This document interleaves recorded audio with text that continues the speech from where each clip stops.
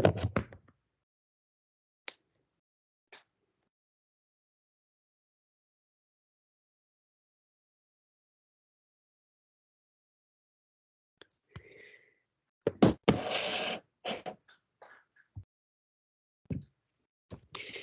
everyone, my name is Noor Aburas.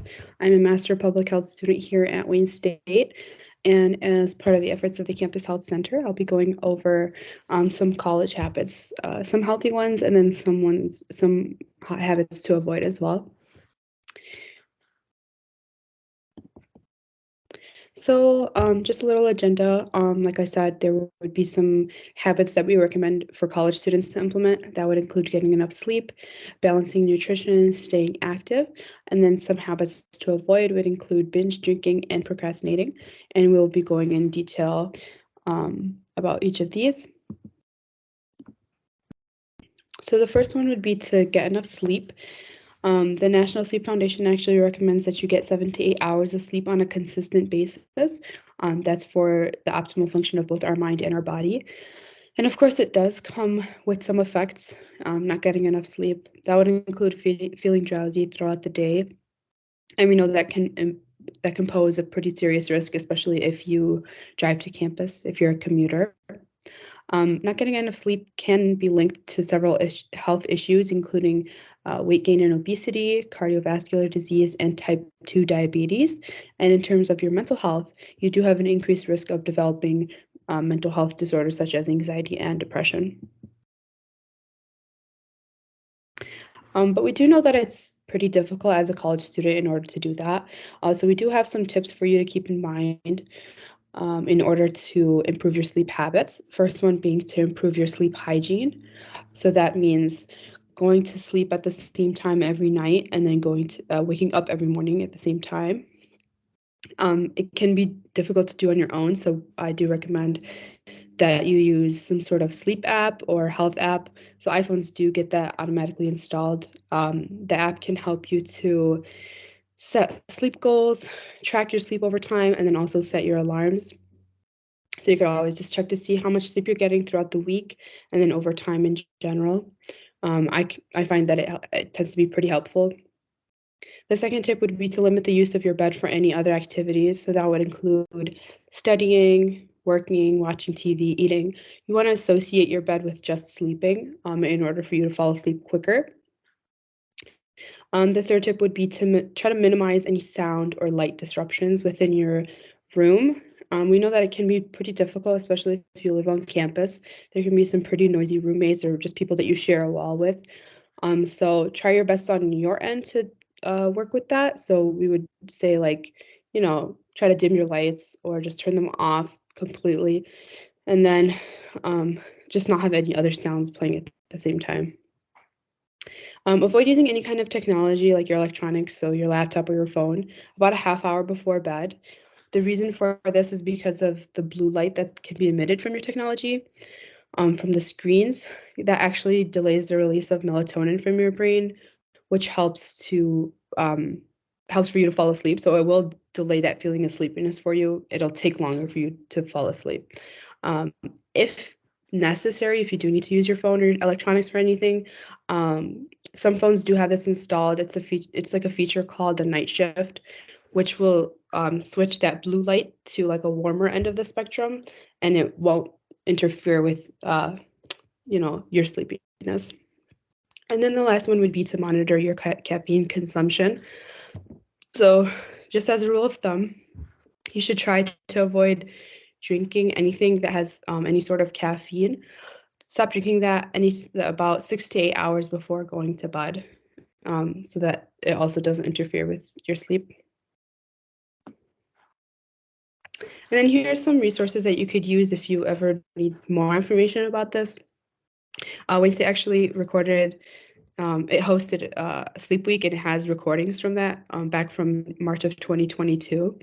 So you could always watch those. And I do know that there should be another Sleep Week next year in March, or on the third week, so you could always watch out for that. And then CAPS is actually holding a workshop called Ghost Your Social Media. You could always attend that. That's happening weekly on Thursdays at 11 in the morning. And then some other resources you could use, I did mention the Sleep Foundation earlier, and then a few more for your own sake. And then the second habit that we would recommend, technically there are two habits, is to balance your nutrition and then stay active. It is pretty important for you to stay properly nourished. It does pose its own advantages in terms of improved physical health, and then also having a more robust immune system and just not getting sick as often. That happens when you have a nutrient-rich diet that has lots of vegetables and is low in processed foods and sugars and red meats, things of that sort. And then also being properly nourished can help in terms of improved academic achievement and then improved mood as well. In terms of staying active, it also has its own advantages. So it can help to release those endorphins, which boost your mood, enhances your sense of well-being, and it helps to maintain a healthy weight. Also enhances cognitive functions. So we're talking executive functions like learning and memory, which are pretty important for us as students. It's recommended to get at least 2.5 hours of moderate intensity exercise every week, which includes muscle strengthening activities at least twice a week. Keep in mind, poor eating and inactivity is associated with poor health. It can increase your risk of certain diseases such as diabetes, type 2 diabetes, and also cancer, stroke, heart disease, things of that sort. And many students are aware of the freshman 15, which we recommend that you try to avoid. Basically, incoming college students tend to gain an average of 15 pounds during their first year. So yeah, you can avoid that just by making changes to your diet and implementing a good exercise routine. Here's some tips that you can implement into your daily routine in order to have a balanced diet and stay active. Try to limit your liquid calories, which are usually found in sodas, bubble teas, certain coffee drinks, fruit juices, alcohol. The list can go on. So instead, just try to opt for regular coffee or tea, and then drink lots of water throughout the day. That'll help to stay hydrated. We recommend that you keep a reusable water bottle with you at all times. That's and it also helps that there's like just a bunch of water fountains all throughout the buildings on campus, so you can always refill your water bottle, and that'll help a lot. And then also when choosing foods to eat, try to incorporate more fruits and vegetables and then lean proteins. That'll help to keep you full for longer and then curb any of your cravings. And then work on portion controlling and limiting certain food groups. So it's best to cook your own food in order to know what ingredients are in your meals. We do know that it's difficult for those who live on campus, just because you might not have the right appliances to do that, and you might not have access to like groceries, ingredients that you need. But what you can do is just look at healthier options on campus. We recommend Towers Cafe, which has a wide range of healthy options to choose from. And then students that are eligible can actually visit the food pantry on campus. They have nutritious food at no cost to you. For other restaurants and places to eat on campus, just be mindful of like the servings, look at the menu beforehand, just to see what kind of healthier options they might have. And then make sure to focus on the main meal rather than appetizers. And it's also recommended that you should try to eat more brain foods, as we call them. So that includes fish that are high in omega-3 fatty acids, so like salmon, tuna, mackerel, and then other foods like flax seeds, walnuts, avocados, berries. Those will help a lot to prepare for during exam and final season. And then I also included some resources here on the right-hand side to keep in mind when making changes to your eating habits. In terms of staying active, it's best to incorporate different kinds of exercise. So like running, walking, strength training, and more. It's really nice that Wayne State actually has like an open campus that's very walkable, because it'll allow you to get your steps in and just stay active throughout the day. You have to walk to like places to eat or just like your classes as well. So there's that. We also have, if you've seen like MOGO bike stations throughout campus, you could also use those. You could get actually a free annual pass as a student. So just visit go.wayne.edu/WayneRides to get that. You can also take classes at the Mort Harris Fitness and Recreation Center. That's also open to all students. They host a wide variety of group fitness classes like yoga, boxing, cycling. And there's also a bunch of workout equipment for you to use on your own. And then while studying, we recommend that you regularly take a break and get up to walk or stretch. So a good way to do that is actually to use the Pomodoro technique, if you're familiar with it. If not, it basically gives you a 5-minute break from studying for every 25 minutes that you do study. So again, during those 5 minutes, just get up, take a walk, do some stretching, and then go back into studying after. And then here's some other resources for you to keep in mind when making changes to your physical activity. So here are actually some habits that you should avoid during college. The first one being binge drinking. For those who aren't aware, binge drinking would be considered for males consuming 5 drinks or more on one occasion within the span of 2 hours. And then for females, it would be drinking 4 drinks or more within that span of 2 hours. The 2021 National Survey on Drug Use and Health actually mentions that about 27.4% of full-time college students actually engage in binge drinking. We do know that those first 6 weeks of freshman year are a vulnerable time for heavy drinking and alcohol-related consequences because of student expectations and social pressures at the start of the academic year. But there can be pretty major health consequences that come with binge drinking. It can pose some pretty serious health and safety risks, including car crashes, drunk driving arrests, sexual assaults, and injuries. And over the long term, frequent binge drinking can cause damage to the liver and other organs. Not to mention, it does take a toll on your academic life. Research shows that about 1 in 4 college students report experiencing academic difficulties from drinking, like missing class or falling behind on schoolwork. So here's some tips that you should keep in mind on how to treat and avoid binge drinking during college. The first one would be to just stay informed and educated. Just educate yourself about the topic. So that means knowing what constitutes binge drinking, and just be aware of your behavior and monitor your drinking habits. Many students don't realize just how much alcohol that they consume during certain situations, like at social events, but it does add up and can cause some pretty serious harm.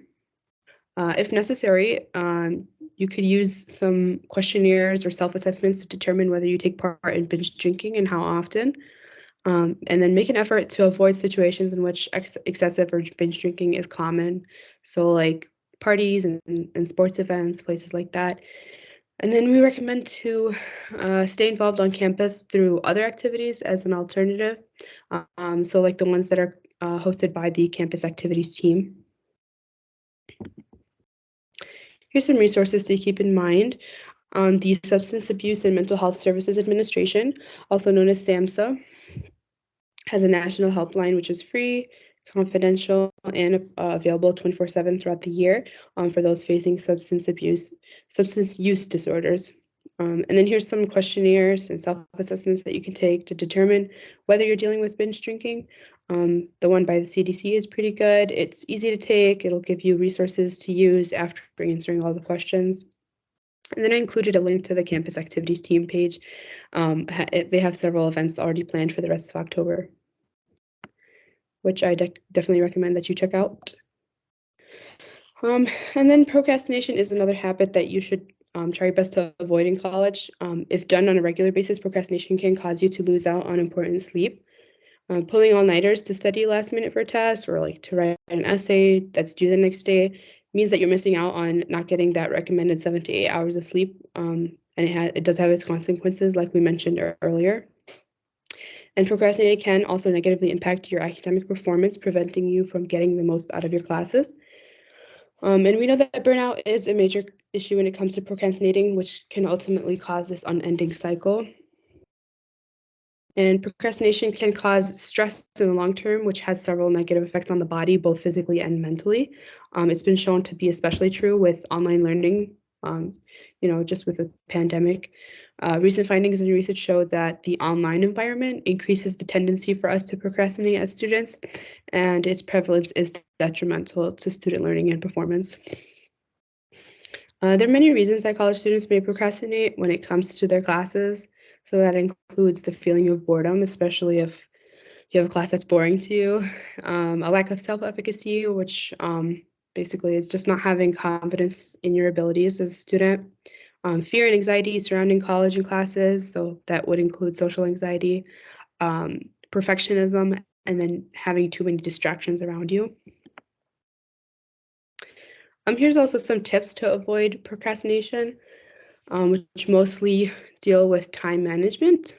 First one would be to start studying early in the semester.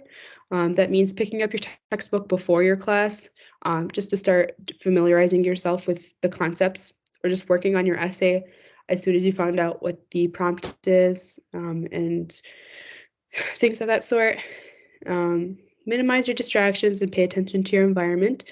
That includes sitting in a quiet area like the library and putting your phone away so that you don't get tempted to doom scroll or binge watch a show, things like that.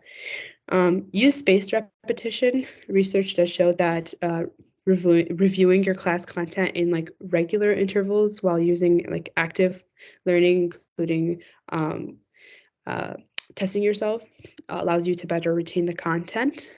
And then set goals for yourself. Make sure that they're small, realistic goals that'll help you to get to your overall goal, which will then allow you to do well in your classes in the long run.